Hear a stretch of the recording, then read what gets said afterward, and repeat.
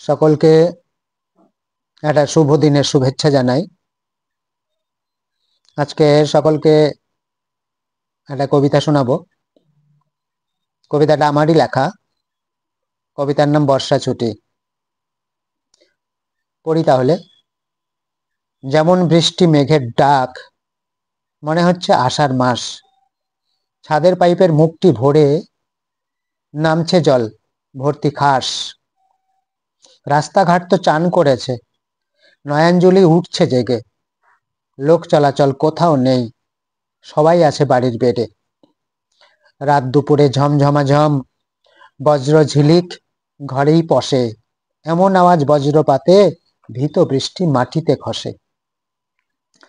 দেখ তো গিয়ে কারা আছিস, নদীতে কি আসছে জল? জল ওঠেনি জল মোটরে, এবার বোধহয় খুলবে কল। লাউয়ের মাচা পড়ল বুঝি, জলের ভারে ধমক খেয়ে। জল আনতে পুকুরে গিয়ে পড়ল বধূ পিছল খেয়ে। গরম আসেনি স্কুল ছুটি, হয়নি খুশি মোটেই পুটি।